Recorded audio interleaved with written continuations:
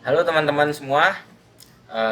Kali ini Bapak dan Pak Arya dan ditemani dengan Pak Beni, kita akan melanjutkan materi mengenai revolusi fisik yang nantinya akan membahas mengenai peristiwa 10 November dan Bandung Lautan Api. Nah, kita ini temanya ini adalah ancaman kemerdekaan pasca proklamasi dari Jepang beralih ke AFNE. Nah, sebenarnya yang pertama itu situasi apa sih yang terjadi pasca proklamasi dan kalahnya Jepang di Perang Dunia Kedua? Mungkin ada yang mau berkomentar terlebih dahulu? Silakan, Oh, Pak Giri. jadi awalnya pertempuran maksudnya ke arah kenapa sih Jepang itu melakukan penyerangan? Nah, diawali dikarenakan adanya status quo dilakukan oleh tentara sekutu oleh Jepang, maka dikakibatkan sesuatu mendesak oleh Jepang ingin apa maksudnya dalam dalam lingkungan apa ya namanya lingkungan penye, eh, lingkungan yang dijajah oleh Jepang pada saat itu, ah itu bahwa sesungguhnya itu Jepang itu harus menetralisir dulu keadaan yang sekitar daerah penjajahan yang dilakukan oleh Jepang. Nah, mengakibatkan Jepang itu melakukan represif apa sebetulnya melakukan tindakan yang sangat represif dikarenakan suatu suatu putusan dikarenakan dari pihak Barat seperti itu. Oh, jadi maksudnya mungkin di setiap negara jajahan-jajahan Jepang itu ditetapkan sebagai status quo Iya, hingga pasukan sekutu itu datang. iya seperti itu. Nah, mungkin ada menurut Bapak Beni? Iya, mungkin sedikit menambahkannya. Jadi kan pada waktu itu di mana kita baru beres di Eropa sudah selesai Perang Dunia Kedua, kemudian Jepang baru menyerah tanpa syarat kepada sekutu. Ya artinya mungkin memang tidak ada status vacuum of power, nggak ada istilah, tidak ada kekuatan yang mengontrol di Indonesia, karena Jepang kan dimandatkan dalam perjanjian Potsdam oleh sekutu yang pihak yang menang. Jepang jangan dulu keluar dari wilayah Indonesia, tapi jaga dulu ketertiban dan keamanan di wilayah tersebut sampai datangnya tentara sekutu. Nah, keadaan yang seperti inilah yang justru membuat seakan bagi rakyat Indonesia kan ini angin segar. Dalam artian, dan Jepang juga kan udah kalah gitu kan. Yang mereka tahu tuh udah kalah, bukan status quo kan. Iya. Tapi bagi Jepang, kalau menurut orang Jepang sendiri itu ada dua sikap mungkin ya orang Jepang. Yang pertama, sikap yang sebagai seorang samurai yang memegang teguh Bushido, mereka itu adalah tipikal yang menepati janji. Nah, beberapa tentara Jepang juga merasa karena pemerintah kita itu sudah menjanjikan kemerdekaan bagi bangsa Indonesia, ada juga yang istilahnya tuh ketika mereka dilucuti oleh para tentara kita diberikan. Tapi ada juga tentara Jepang yang justru mengikuti mandat dari sekutu. Nah, yang pada akhirnya nantinya akan menimbulkan konflik di kemudian hari. Seperti contohnya di Kicemeh di Sultan Agung, di Semarang, dan sebagainya. Nah, justru ancaman-ancaman tersebut datang ketika proklamasi telah usai, mulai ke Jepang.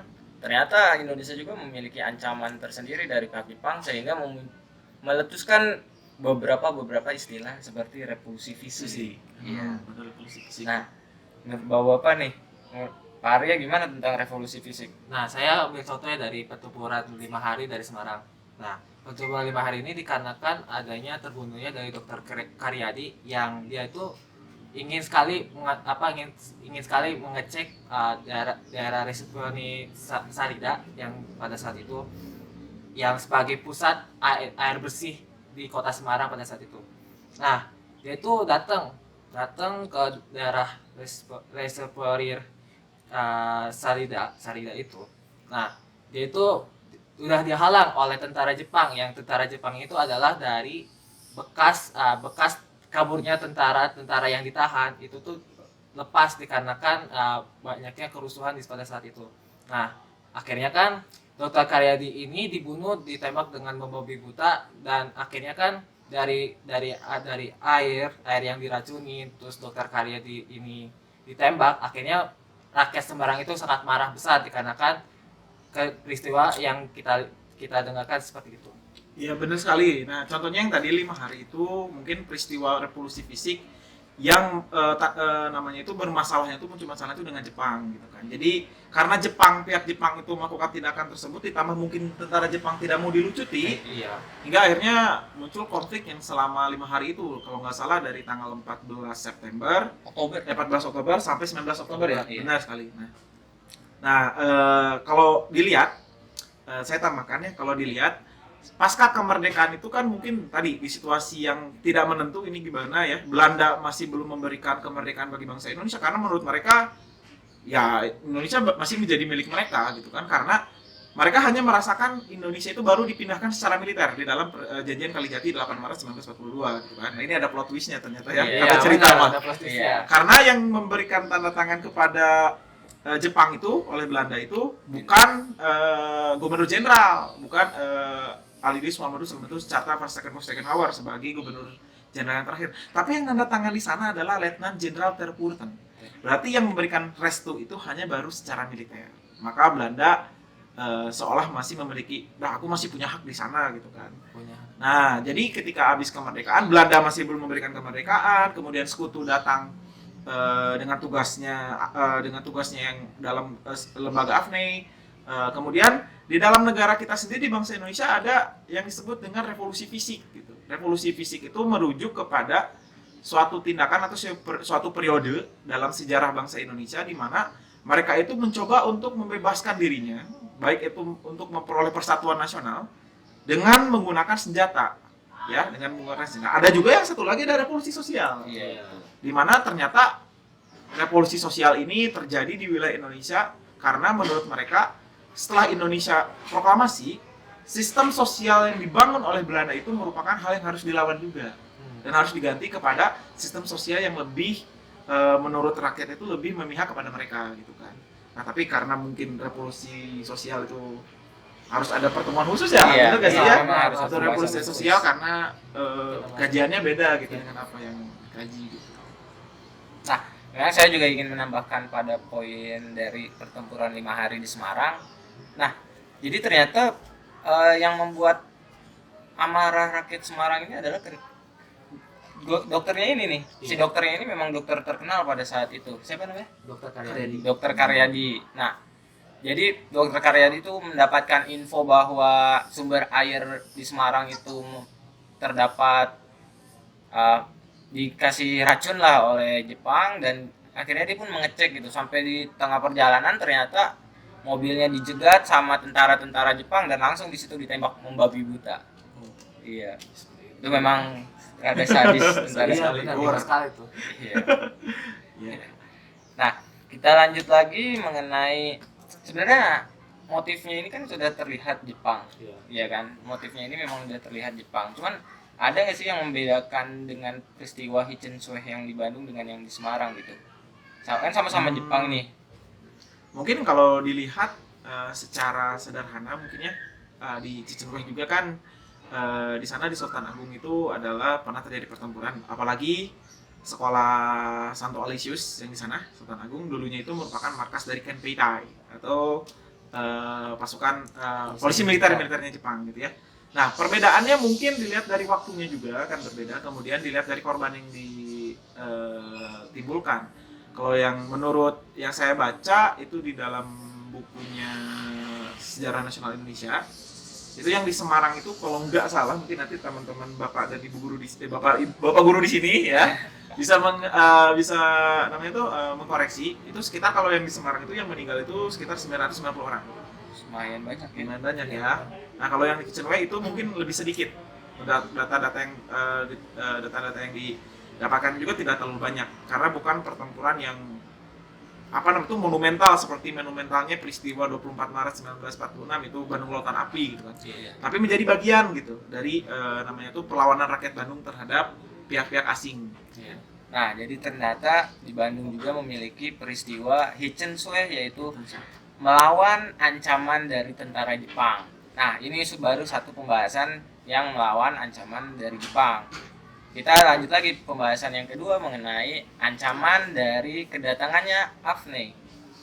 Nah, ternyata kedatangan sekutu ini terhadap kemerdekaan Indonesia itu sangat berpengaruh pada saat itu ya. Iya. Oh, benar banget. Benar. Apalagi melihat peristiwa-peristiwanya yang terjadi itu bukan sembarang peristiwa, ternyata banyak juga ya. Oh, banyak banyak sekali. banget. Ada apa aja? Surabaya. Ada Surabaya. Kalau Afne, Nah. ada Surabaya, kemudian ada Ambarawa, Ada kemudian ada Medan Area, Bandung Lautan Api. Bandung Lautan Api. Nah, memang itu banyak sekali, cuman kita di sini memfokuskan pada 2 saja ya. Iya. Yang kebanyakan. Nah, kita memfokuskan 2, yaitu ada konflik mengenai yang pertama dulu kita membahas tentang Surabaya ini. Nah, memang kan awal meletus itu adalah ketika Brigjen AWS Malabi terbunuh. Namun di balik itu memang ternyata banyak permasalahan-permasalahan yang terjadi terlebih dahulu gitu. Seperti saya membaca itu di bukunya Bizawi juga, itu mengatakan bahwa sekutu ini memang nekat. Karena ultimatum yang dikeluarkan oleh TKR di Surabaya itu sudah jelas, yaitu menarik tentara-tentara sekutu dalam jarak 800 meter dari kota Surabaya. Oh, ini banget ya, berarti orang area Surabaya ini banget ya. Kuat sekali. Maksudnya tuh berusaha gitu, sejengkal tanah pun tidak akan diberikan gitu kan Iya. ke pihak asing gitu kan ya. Kayak lebih menjaga gitu supaya daerah kita tuh tetap utuh gitu dalam kesatuannya gitu. Sebenarnya kalau dilihat dari Surabaya berarti harus dilihat dulu dari kapankah pertama kali sekutu itu datang. Nah, Dan iya. tugasnya ngapain sih gitu kan? Nah, Benar nggak sih? iya. Benar, ada. Jadi Afne itu datang ke Indonesia tugasnya apa? Nggak tiba-tiba kan, hello kami sekutu. Ya, kita kesini mau ngapain ya? Itu kan harus Iya. didiskusikan Iya, ya. benar. Nah jadi selepas Perang Dunia Kedua, sekutu itu yang pihak yang menang itu kalau di Asia Tenggara mendirikan beberapa kesatuan. Salah satunya adalah AFNE atau Allied Forces Netherlands East Indies, ya, atau pasukan sekutu di Hindia Timur, ya. Nah, pasukan AFNE ini terdiri dari ada pasukan Inggris, ada pasukan Australia, nah ada juga unsur-unsur Belanda. Nah, unsur-unsur Belanda inilah yang atau istilahnya terendus oleh para pejuang kita. Takutnya tuh sekutu itu datang ke kita itu sambil mencoba untuk mengembalikan lagi kontrol Belanda terhadap negeri kita gitu. Nah, tapi terlepas semua itu, tugas AFNE itu nanti mungkin bisa ditambahkan sama rekan-rekan yang lain. Tugas AFNE itu, tugas sekutu itu, yang pertama datang ke Indonesia itu, yang pertama itu adalah untuk melucuti senjata Jepang. Yang kedua adalah untuk menerima kekalahan Jepang. Ketiga, untuk menindak penjahat perang. Keempat, ini juga untuk membebaskan interniran bangsa Belanda yang ditahan oleh Jepang, gitu kan. Nah, itu adalah tugas dari AFNE itu sendiri. Tapi pada perjalanan kemudian di beberapa daerah, tugas AFNE ini ternyata mungkin dinilai oleh para pejuang Indonesia itu, AFNE ini terlalu berlebihan dalam menjalankan tugasnya, yaitu dengan cara atau yaitu dengan kelihatannya itu tandanya itu membawa pasukan Belanda. Nah, tidak terkecuali di Surabaya. Iya. Ketika sekutu datang pada bulan Oktober kalau nggak salah. 25 Oktober. 25 Oktober ya 1945. Di sana sekutu datang di bawah namanya itu divisi ke-49 ya, yang dipimpin oleh Brigade AWS Malabi. Mereka datang ya dengan tugas yang tadi, Iya. kan? Dengan tugas yang tadi. Bahkan Malabi pernah berjanji di sana di dalam tentara kita itu nggak ada unsur Belanda. Iya. Tapi ternyata satu hari kemudian ada. penjara Kalisolok itu diserang oleh bawahannya Malabi yang bernama Kolonel Shaw. Dia di sana, Kolonel Shaw berusaha untuk namanya itu membebaskan tentara-tentara bekas Kenil. Oh, iya. Nah, inilah yang terendus oleh pasukan kita dan menilai bahwa sekutu datang ke sini ternyata untuk membebaskan Belanda. Belanda kan musuh kita. Nah, akhirnya muncul serangkaian perlawanan dari masyarakat area Surabaya. Lalu terjadi pertempuran yang dahsyat sebelum 10 November itu, pertempuran dahsyat itu sekitar tanggal 28 sampai tanggal 30 Oktober 1945. Bahkan kata David Well katanya kalau pertempuran itu bisa lebih lama dari 28 sampai 30 September, bisa jadi Jawa itu menjadi lautan darah karena pertempurannya mengerikan sekali di Surabaya. Emang sangat. Nah, di situasi yang seperti itu, Malabi, Bung Karno, Bung Hatta, kemudian Pak Amir Syarifuddin sekaligus Menteri Penerangannya datang ke sana membuat suatu biro. Biro ini tugasnya adalah untuk menengahi dan menghentikan gencatan senjata antara pihak sekutu dengan pihak Indonesia. Nah, tanggal 30 itu Malabi, dari Sekutu, kemudian tokoh-tokoh daerah lainnya seperti Gubernur Suryo itu melakukan pawai. Pawai ini untuk menyebarkan informasi dari biro itu untuk gencatan senjata. Nah, ternyata ada satu tempat yang masih panas kondisinya, yaitu di daerah Gedung Internasio, di dekat Jembatan Merah di Surabaya. Nah, di sana masih panas karena ada unsur Belandanya, ada unsur namanya itu unsur TKR dan area-area Surabayanya, dan dalam situasi yang kacau, situasi yang genting, terjadi sebuah kekacauan. Entah siapa sampai sekarang yang meledakan, atau bukan meledakan ya, yang pertama kali memicu tembakan konflik di situ, sampai akhirnya dalam peristiwa itu sore hari tanggal 30 Oktober itu adalah hari senja terakhir bagi Malabi. Dan Inggris murka banget, bener nggak sih? Ya, murka sekali. Ya. Sebenarnya siapa sih ini sosok Malabi ini gitu, sampai Inggris murka gitu. Dengar-dengar Malabi ini rekornya tidak pernah terkalahkan di Perang Dunia Kedua. Bener banget, bener banget. Kali. Mungkin Awes Malabi seorang seorang jenderal yang paling terkenal pada saat Perang Dunia, dikarenakan dia itu seorang militer yang sangat kuat dalam Perang Dunia. Kan dia tiap melakukan penyerangan, dan itu dia tidak pernah kalah gitu terhadap dia yang akan menempati jajahannya dia. Nah, Pak Awes Malabi ini sebenarnya itu seorang yang inginnya itu Indonesia itu tidak mau melakukan konflik yang berkepanjangan pada saat itu. Nah, dikarenakan mungkin ada pemicu yang kita tidak tahu, dikarenakan adanya dari TKR yang ingin sekali untuk menghilangkan dari Belanda sendiri, atau dari Belanda yang ingin sekali merebut daerah situ. Makanya Awes Malabi ini meninggal dikarenakan tidak diduga karena dibom gitu. Iya. Nah, gitu juga mengenai Awes Malabi ini, ternyata meninggalnya itu sangat tragis ya. Tragis banget itu pasti. Dan saking sangat tragisnya banyak versi tentang meninggalnya. Ada 3 versi malah di situ. Ya, banyak banget Tiga versinya, versi banyak versinya. Tapi betul tadi kata Pak Giri, saya baca juga. Jadi memang Malabi itu sebetulnya sudah paham gitu bahwa rakyat Surabaya itu sudah mulai tersinggung. Masalahnya terutama masalah pamflet tanggal 27 Oktober yang diturunkan dari sebuah pesawat dari Batavia yang mengatasnamakan Panglima AFNI di Jawa, yaitu lupa lagi siapa itu namanya, itu Hawthorne, ya, C.E. Hawthorne. Di dalam pamflet itu berisi tentang meminta kepada rakyat Surabaya untuk menyerahkan dirinya. Ya. Bagi area Surabaya ini sudah penghinaan dong ya. Yes, Jadi APNI mau ngapain ke sini gitu kan, ibaratnya tiba-tiba minta kita untuk menyerah, maka esoknya terjadi perang yang tadi yang 3 hari yang itu 3 hari yang mematikan. Nah, di buku itu nyebutin katanya, kata si Malabi itu pamflet panglima saya itu yaitu Hawthorne seolah menampar saya di muka.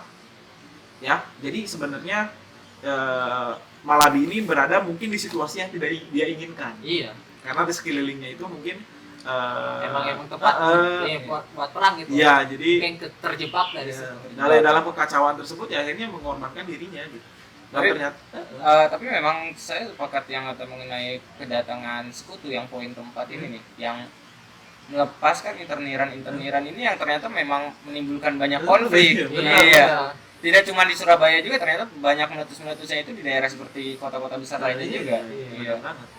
Dan ternyata kejadian kan ketika Malabi meninggal, langsung ada seorang perwira Inggris yang bilang meninggalnya Brigadir Jenderal Malabi itu akan segera dibalaskan oleh kerajaan Inggris dari darat, laut, dan udara. Dan ternyata 9 November ada ultimatum lagi untuk meminta unsur-unsur pemuda, unsur-unsur polisi, unsur-unsur TKR itu untuk menghadap ke pos-pos tertentu dengan mengangkat senjata dan menandatangani surat pernyataan untuk menyerahkan diri. Wah, tapi itu memang tidak bisa diterima oleh Arek. Ya jelas. Saja. Mana ya? Iya. Satu jengkal pun tidak dikasih dong. Satu jengkal pun tidak dikasih, itu jelas pada ultimatum TKR pada saat datangnya AFNI ke Surabaya itu sendiri. Bahkan memang yang bandel duluan ini memang Afne, sampai-sampai dia mendekatkan kepada inti kota Surabaya yang pada saat itu masih ramainya di Wonokromo. Itu mereka merapat di situ, justru di situ menimbulkan banyak-banyak konflik ya. Konflik. Wah, habis-habisan tanggal 10 itu kan. Langsung dibalas kan ultimatumnya. Ultimatumnya Sekutu dibalas sama pidatonya Bung Tomo. Ya. Kalian penasaran pidatonya Bung Tomo? Nanti di play setelah ini. Nah, ternyata memang Bung Tomo ini, kita ngomongin sosok Bung Tomo dulu ya. Ternyata memang dia itu yang punya penyiar radio ternyata. Iya. Telah menguasai beberapa radio di kota Surabaya, dan dia juga salah satunya menjadi ketua dari yang punya radio itu. Iya. Latar belakangnya ada latar belakang berhubungan dengan industri Pers. penyiaran. Nah, Pers, industri ya. pers, ya memang sangat ramai Bung Tomo ini mengenai industri pers, sehingga memang dia pandai berorator ya. Iya, itu orang sih tua. membakar kan, Membakar semangat pemuda Surabaya pada saat itu. Kalau nggak denger pidatonya, itu kayaknya siapa sih yang nggak ikutan berperang? Bahkan nggak pemuda Surabaya juga ternyata, Iya. pemuda Bandung. Iya. Ada kata-kata Ada juga dari Bung Tomo kan sampai ya. kata-kata Bung Tomo yang paling melegenda itu adalah merdeka atau mati. Nah, itu kan sampai jadi semacam kayak propaganda Iya. pejuang kita kan Iya. zaman dulu, merdeka atau mati. Bahkan masih ada sampai sekarang di Surabaya Iya. si tulisannya itu. Merdeka atau mati. Iya. Oh, keren banget kan ya anak-anak ya. Iya. Meskipun udah lama, udah peristiwanya zaman dahulu, tapi ternyata membentuk karakter masyarakatnya sampai sekarang. Warisannya ada gitu berupa Iya, tulisan benar. ya. Keren Nah. banget nih Surabaya nih. Setelah ini kan kita Surabaya sudah selesai, kita kembali kepada kota asal kita, kota Bandung. Waduh. Di kota Bandung sendiri ternyata memiliki peristiwa yang sangat eksklusif, lebih Iya. bahkan nggak jauh beda dengan pertempuran yang ada di Surabaya memang, tetapi yang membedakan adalah di Bandung itu tidak terjadi bentrokan fisik yang terlalu parah ya. Iya. Mungkin tidak langsung kolosal gitu ibaratnya. Memang sebenarnya apa sih yang melatar belakangi revolusi-revolusi yang terjadi di Bandung ini, terutama sebelum meletusnya Bandung Lautan Api nih menurut Pak Giri? Kalau menurut saya kayaknya lebih ke arahnya ke ini kayaknya. Mungkin sesah juga karena dikarenakan kan rakyat Bandung tuh ingin sekali gitu namanya pada kita mendengarkan kemerdekaan, kok masih ada sih sebenarnya orang-orang Belanda ini masih tepat kita gitu. Nah, makanya Bandung Lautan Api ini diinisiatifkan oleh Muhammad Toha dan kawan-kawan untuk ingin menyerang gitu, menyerang untuk melakukan pembebasan di antara tentara Belanda ini untuk pulang ke negara asalnya. Menurut Pak Benny nih, sebenarnya awal-awal meletusnya ini seperti apa ini Bandung Lautan Api? Jadi sebenarnya kalau kita bilang berbicara tentang Bandung Lautan Api, ya bukan perspektif ya. Jadi kalau lebih enaknya mungkin ya kalau Bandung Lautan Api pasti ngerujuknya ke peristiwa 23 dan 24 Maret 1946. Tapi sebenarnya mah Bandung Lautan Api itu bagian dari perang Bandung. Karena di Bandung sendiri tidak hanya ada peristiwa Bandung Lautan Api. Jadi Bandung Lautan Api itu mungkin sebagai puncaknya. Puncak peristiwa. kekesalan. Ya, Mungkin, puncak kekesalan. Bahkan konflik antara para pemuda dari golongan MP3, dari golongan BRI, ya. dari golongan golongan BBRI. BBRI, Iya. BBRI, kemudian dari TKR juga yang nantinya berubah jadi TRI gitu ya. Itu juga banyak melakukan perlawanan terhadap sekutu gitu ya.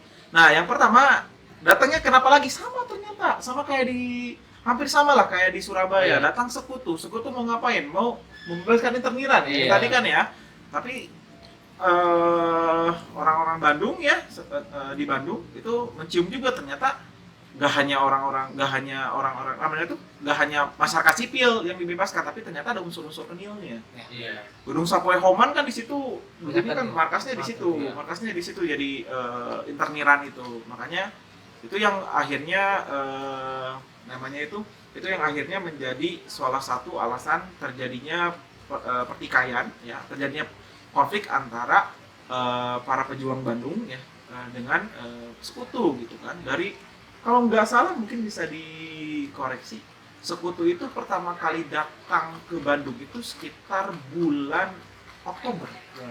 Hampir sama dengan Ya, Surabaya. sekitar bulan Oktober di bawah Brigadir Jenderal McDonald. Memang. Ya. Dan dia juga punya tugas sebagai APNI, punya tugas seperti itu untuk menjalankan tugasnya gitu kan. Tapi ternyata sekali lagi misi mereka untuk menjalankan misi itu ternyata kalau saya nilai pribadi terlalu berlebihan, dalam artian ternyata tidak hanya mengurusi masalah itu, tapi ternyata sampai ngirim ultimatum Iya. Untuk Ya. menyerahkan diri. untuk menyerahkan diri, mengosongkan. Ultimatum pertama kan mengosongkan kota Bandung Utara. Iya. Jadi yang utara harus pindah ke selatan. Sebenarnya utara ini dulunya wilayah apa nih utara nih, Bandung Utara nih? Nah, kalau Bandung Utara dari sebelah berarti kan patokannya kita ambil aja pusat kota, berarti yang ke namanya itu Dago. lalu lintas kereta api Iya, ya. iya. Nah, Bandung Utara itu sebetulnya daerah yang namanya itu daerah yang dulunya itu banyak ditinggali oleh orang-orang Belanda. Ya, ditinggali orang Belanda. Terlebih lagi Sekutu kan masuknya dari utara terlebih dahulu, dari Cimahi kemudian ke utara. Nah, supaya juga untuk lebih dekat ke arah Lembang dan sebagainya. Nah, dari utara ini mungkin lebih mudah untuk menjadi secara militer, untuk lebih mudah untuk namanya itu operasi militer selanjutnya. Tapi ternyata pada perkembangan kemudian tanggal 23 Maret mau 1 hari menjelang Bandung Lautan Api, mereka ngeluarin lagi ultimatum. Tanggal 21 sampai 23 ngeluarin ultimatum untuk mengosongkan Bandung Selatan. Gimana tuh tinggalnya tuh? Jadi sebenarnya Jadi Bandung ini harus dikosongkan sebenarnya. kalau utara dikosongin, selatan dikosongin juga gitu kan. Ya. Emang Jenderal McDonald Anda luar biasa. Wah, jadi panjang banget untuk periodenya gitu, dari sejak datangnya Sekutu sampai akhirnya Bandung Lautan Api itu banyak banget gitu. Bulan ini kalau saya sharing gitu ya, bulan Desember aja tahun 45 itu pertempuran terjadi di Piade, terjadi di Pasir Kaliki gitu kan. Banyak banget terjadi pertempuran di sana. Kemudian pada bulan Maret itu yang menarik tuh Iya. di Jalan Poker, Iya. tahun 46 Iya. yang ada Kapten Mirza itu pasukan Gurkha Iya. yang muslim. Iya, Tahu nggak? ya, ya, tahu, tahu. Ceritain. Iya, iya, iya. Mungkin bisa diceritain. Ah, Kita ini ada- contohnya gini. Tuk-tuk, tuk-tuk, tek-tek. Nah, maksudnya itu tek-teknya adalah pasukan Gurkha ini kan dia tuh dikarenakan dia ini tidak bisa bahasa Indonesia, sedangkan kita bangsa Indonesia itu tidak bisa bahasa Inggris kan. Makanya artinya tuk-tuk dan kokok ini adalah senjata. Senjata itu bisa ditukar dengan makanan yaitu ayam. Gitu. Nah, memang istilah kukuk tetet ini memang sangat melegenda bagi masyarakat Iya. Bandung, terutama pada peristiwa Pokerwe. Pokerwe. Itu bulan Maret 1946. Nah, memang karena itu tentara India itu merasa kita ini sesama Muslim gitu, harus saling membantu. Dia juga nggak mau ikut perang, tapi ternyata dari pihak kita yang menyangka bahwa itu merupakan ancaman, ternyata ya. Saking karena pada saat itu situasi memang tentara kita tidak bisa bahasa Inggris, tentara Gurkha juga ternyata tidak bisa bahasa Inggris. Mereka juga saling, mungkin ini miskomunikasi yang akhirnya memunculkan peperangan di wilayah. Teretet kokok. Teretet kokok Kokok memang. itu kokok. Nah, jadi di itu kita langsung aja kayaknya ke Bandung Lautan Apinya deh. Ya, Karena ya, peristiwa yang sebelum Bandung Lautan Api itu banyak kan, termasuk dari Pokerwe, di Piade itu mungkin Contohnya.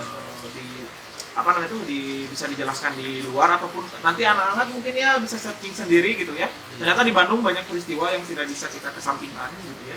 Nah, jadi sebenarnya tanggal itu merupakan memang penunjukan tempat-tempat yang harus dibakar nggak sih? Nah, jadi mana aja mungkinnya target-targetnya Iya, ya. Target apa yang harus ditangkap? Target-target. Jadi namanya itu, nah ternyata setelah ada ultimatum yang pertama, Belanda masih pengen lagi menguasai Bandung yang selatan. Wah, ini tentu saja hal yang tidak bisa diterima oleh masyarakat Bandung dong. Iya, Ya. Betul. Kemarin saya udah pergi dari utara, sekarang dari selatan kita mau diusir lagi gitu kan? Iya. Mau tinggal di mana? Apa memang begininya untuk untuk namanya itu membebaskan interniran gitu kan, sampai kita sendiri yang diusir Iya. gitu kan? Nah, kan jadi terlalu berlebihan gitu kan. Jadi nah tanggal 21 sampai 24 itu cukup menentukan gitu ya, karena ada ultimatum yang kedua untuk mengosongkan Bandung Selatan. Kemudian tanggal 23-nya itu Pak Nasution itu dipanggil ke Jakarta menghadap Perdana Menteri Sultan Syahrir untuk mendiskusikan harus bagaimana, harus mempertahankan Bandung kah ataukah Bandung harus ditinggalkan. Sementara isi dari ultimatumnya AFNE itu, Sekutu itu adalah untuk mengosongkan kota Bandung. Tapi tentu saja bagi kalangan militer ini tidak bisa diterima, maka nanyain ke Perdana Menteri sebagai pengambil keputusan tertinggi di negara kita. Dan kata Sultan Syahrir, sebaiknya kita ikut kata Sekutu.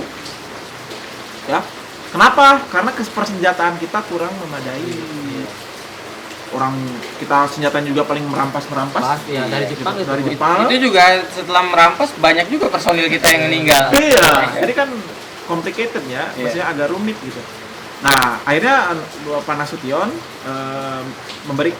balik lagi ke Bandung tanggal 24 Maret pagi-pagi. Nah, siang menjelang sorenya dia kumpul di suatu tempat yang sekarang menjadi komplek pertokoan di Jogja Kepatihan. Di situ ada stilasi namanya. Jadi stilasi itu tempat-tempat yang terjadi peristiwa penting selama periode Bandung Lautan Api. Jumlahnya ada 10 anak-anak. Jadi kalau kalian misalnya kesel ini sekarang mau kemudian lagi puasa kan ya. Nah, saya mau ngabuburit ngapain ya gitu ya. Ya itu ngabuburit bisa aja jalan-jalan untuk mencari 10 stilasi Bandung Lautan Api gitu ya. Supaya tahu di mana aja terjadi peristiwa itu. Nah, di dekat Jogja Kepatihan di sana Pak Nasution kumpul beserta dari unsur pemuda, unsur laskar, unsur TKR mendiskusikan.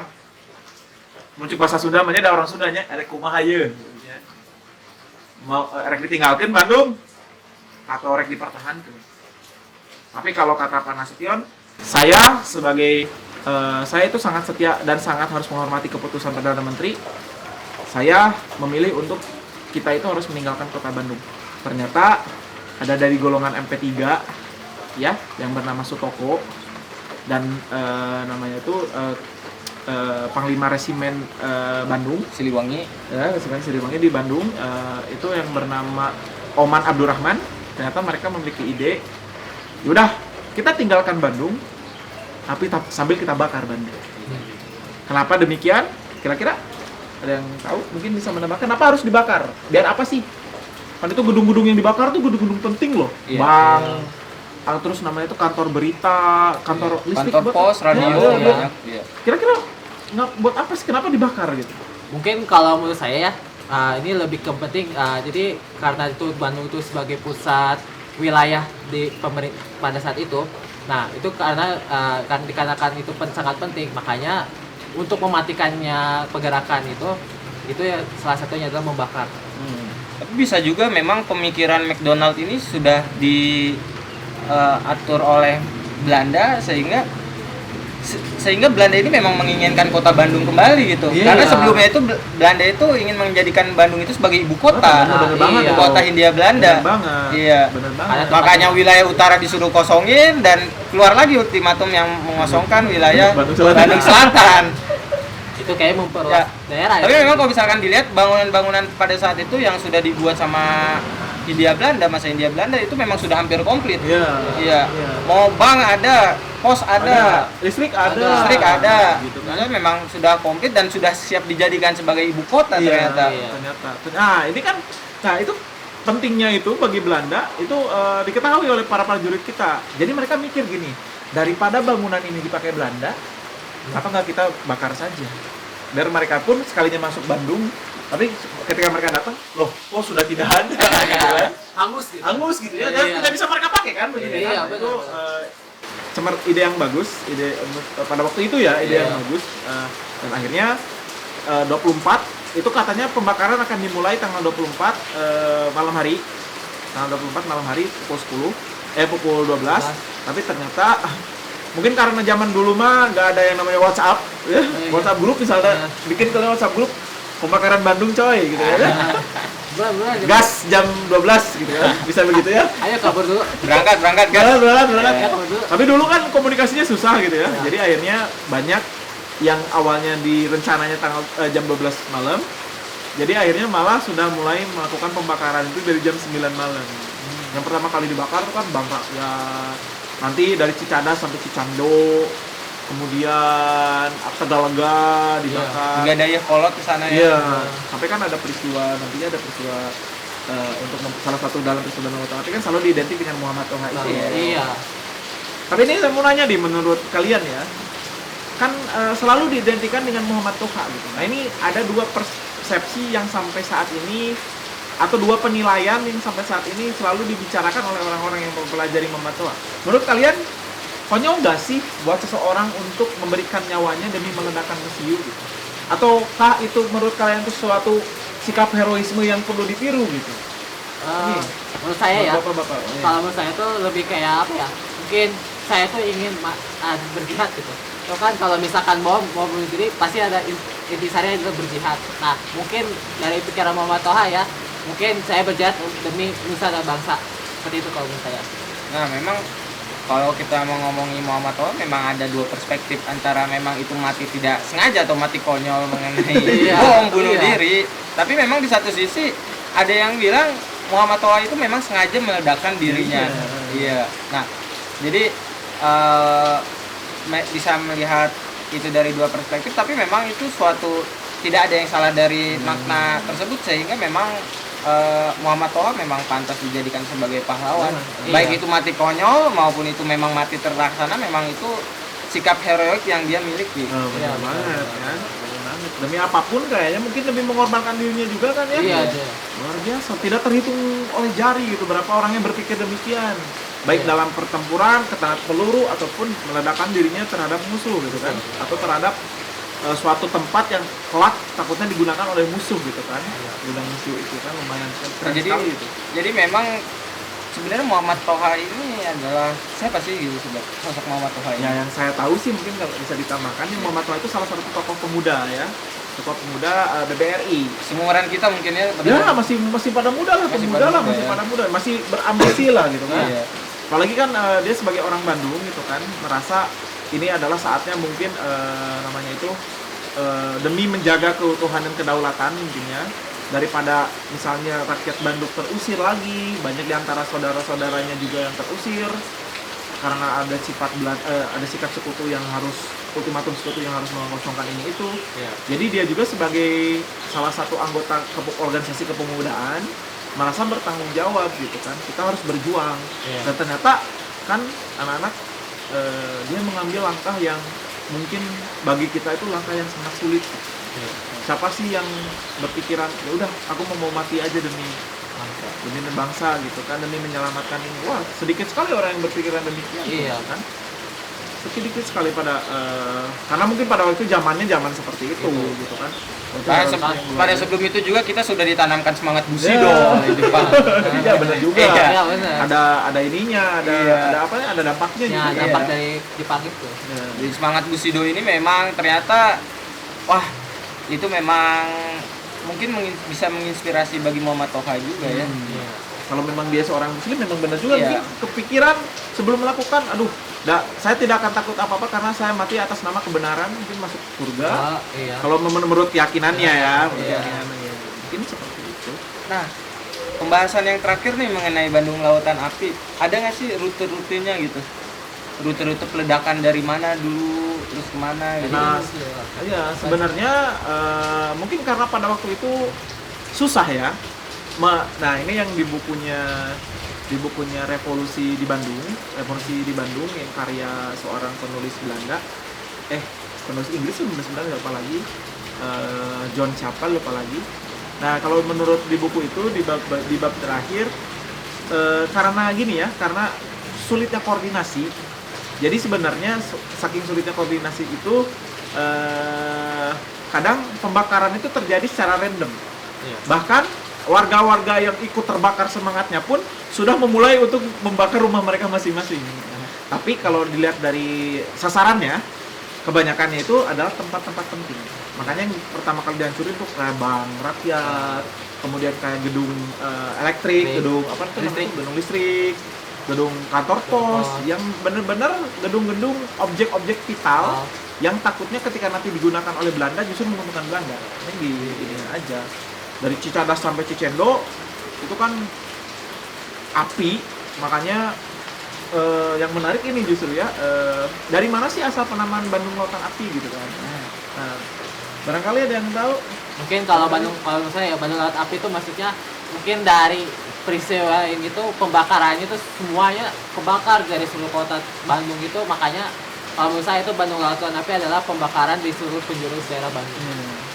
Nah, gimana kalau Pak Apis? Nah, memang saya juga sepakat dengan Pak Giri itu. Memang karena saking kompaknya warga Bandung untuk membakar seluruh kota gitu. Jadi malam itu memang terlihat seperti lautan api yang menyala. Jadi iya. sehingga bisa disebut sebagai Bandung Lautan Api. Nah, benar banget. Jadi karena pada waktu itu fenomena yang mereka lihat itu sebagai Bandung yang sudah menjadi lautan api, dan ternyata ada satu orang yang merekam peristiwa itu.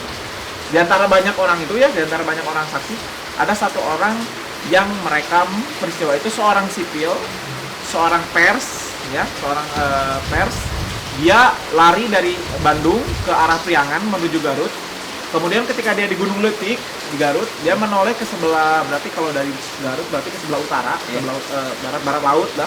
Dan ke sebelah barat laut, dia melihat kota Bandung sudah terbakar, terus banyak asap. Nah, ketika dia sampai di Tasik, ternyata dia nulis berita di surat kabar bernama Suara Merdeka. Di kolom pertama, front page paling gede berarti kan ya. Nah, tadinya dia mau nulis Bandung jadi lautan api. Iya. Tapi karena terlalu kepanjangan, jadinya Bandung Lautan Api. Dan ternyata istilah itu dipopulerkan pertama kali oleh Pak Aceh Bastaman di Suara Merdeka sampai akhirnya meluas dan kita gunakan sampai saat ini. Iya, benar. Ya, jadi memang dari ketika fenomena malam itu banyak orang yang udah bilang ini Bandung Lautan Api, tapi dipopulerkan dalam bentuk pers mungkin sama Pak Aceh Bastaman salah satunya. Jadi highlight paling Ya, depan jadi ya. highlight paling depan gitu kan, highlight paling depan. Meskipun sekali lagi idenya untuk membumi hanguskan Bandung itu berasal dari Sutopo, dari MP3 dan juga dari kepala resimen Kota Bandung yaitu Pak Oman Abdurrahman. Ya. Nah, Dan ya betul seperti itu. Nah, buat Jenderal McDonald nih, Anda gagal untuk menguasai kota Bandung kembali. jelas lah. Betul. Anda bisa menguasai Kota Bandung, tapi pas Anda masuk ke Bandung Selatan, loh kok tidak ada apa-apa ya gitu. Zong istilahnya, zong. Iya. Benar. Bahkan menurut catatan itu Kota Bandung di sebelah selatan kosongnya hampir 1 sampai 2 tahun kemudian. Ya. Iya. Ketika nanti keadaan sudah lebih baik, barulah daerah-daerah itu dihuni kembali gitu oleh para rakyat yang berkeluaran. Dan luar biasa ya Iya. untuk orang-orang Bandung. Ya, meskipun tidak ikut kolosal perang, tapi mereka mengambil langkah yang memang kalau dalam istilah perang mah taktik bumi hangus, gitu kan. Itu ternyata pernah dilakukan dulu sedikit ya ke sejarah peminatan. Ternyata pernah dilakukan oleh Rusia ketika Rusia itu diserang oleh Napoleon Bonaparte ya tahun 1811 sampai 1814 menyerang ke Rusia. Ternyata Napoleon udah sampai Moskow, udah sampai ibu kotanya Rusia, tapi pas masih sampai Moskow ini sudah dalam keadaan terbakar Moskow. Sampai akhirnya Napoleon balik lagi dan dia kalah di pertempuran Waterloo. Ya, memang itu Waterloo sangat terkenal bagi kalangan-kalangan siswa-siswa di sejarah peminatan. Ya. Karena memang itu heroik gitu. Tapi memang sebelumnya itu peristiwa pembakaran ini sebelumnya sudah dilakukan juga oleh tentara-tentara Hindia Belanda sebelum menyerangnya militer Hindia Belanda kepada militer Jepang. Ternyata memang sudah dibiasakan membakar tempat-tempat yang penting. Itu ada taktiknya namanya gitu kan. Ada taktik gerilya, ada strategi gerilya, strategi perang umum. Ada juga yang satu yang tidak yang sering terdengar itu taktik bumi hangus. Nah, mungkin ini yang dipakai oleh rakyat-rakyat. Iya. Nah, makanya itu nama Muhammad Toha ini diabadikan menjadi nama jalan di wilayah apa? Bandung. Daerah Bandung, daerah dari sekitar Tegalega sampai ke daerah Dayakolot. Dayakolot, Iya. Jawanya gede, luas banget kan ya, Iya. panjang banget. Memang Nah, dia juga sebagai jalan gerbang tol juga, Muhammad Toha juga. oh Iya. Ya, jadi Muhammad Toha itu juga jadi macam inilah pahlawan bagi kota Bandung. Tapi kan ya. Mungkin sampai sini aja materi kita mengenai ancaman Jepang terhadap Indonesia pasca proklamasi dan ancaman dari AFNE pasca proklamasi. Nah, ini yang saya gunakan ini Dan nanti mungkin kalian bertanya gitu, apa yang digunakan oleh Pak Beni, apa yang digunakan oleh Pak Arya gitu. Mungkin dari Pak Beni terlebih dahulu. Ya, ini mungkin baju standar ya, baju biasanya para TKR atau nanti jadi TRI. Karena kenapa begini? Bahkan ada juga unsur-unsur TKR yang bajunya seperti ini. Ya. Ya. Jadi ketika awal kemerdekaan mereka itu memakai baju apa saja yang mereka dapatkan. Iya. Beda dengan sekarang kan, pasti tentara TNI udah bajunya Loreng-loreng, hijau iya, gitu ya. hijau. Angkatan udara mereka biru, angkatan laut gitu ya. Nah, biru, nah, abu-abu. Nah, jadi zaman dulu karena awal kemerdekaan mereka masih pakai baju yang peninggalan Jepang. Nah, ini sebenarnya baju dari peta peninggalan Jepang, tapi ketika Indonesia merdeka baju ini juga peta juga tetap dipakai untuk menjadi baju dari TKR yang seperti ini bajunya. Ada Pak Hafiz ini? Nah, kalau ini sendiri baju dari tentara-tentara AFNI yang datang ke Bandung, yang datang kemanapun gitu. Nah, ini juga mungkin baju dari ajudan dari Jenderal McDonald ya. Oh iya benar. Nah ini musuhnya, nah bajunya seperti ini ya. Iya. Musuh di Surabaya dan musuhnya di Bandung tuh begini pakaiannya. Ya. Terus kalau saya Ada Pak. apa ya? TKR ya? Iya, TKR ini versi lamanya, ini versi barunya. Barunya ini sudah lebih baru. Lebih maksudnya lebih kondisional yang udah dibikin oleh tentara asli dari Indonesia. Iya. Nanti kan ada progresnya ketika namanya itu militer kita sudah terbentuk, sudah established, baru mereka mengembangkan uniform Iya. yang kita kenal gitu ya. Mungkin ya ini contoh ini misalkan seragam TKR yang lama, ini mungkin updatasinya dari sini, mungkin yang diupdasi sekarang nih dari campuran kedua ini.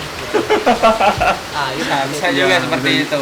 Iya. Nah, sampai sini pembahasan kita, nanti kita lanjut ke pembahasan selanjutnya, ada pembahasan mengenai ancaman kemerdekaan dari tentara-tentara Nika. Tapi memang ada di episode yang berbeda ya. Beda dong. Iya. Nah, Kecuali kalau memang mau disatuin kasihan kalian ya. iya. ya, capek nantinya. Nanti tugas dari Pak Beni justru banyak ya kemarin. Kan ngejar tugas lagi. Aduh, pasti kalian habis video ini mau ngasih tugas ya. Oke. Mungkin sekian dari kita bertiga, kurang lebihnya mohon maaf dan sampai jumpa di episode selanjutnya. Bye. Bye. Mantap.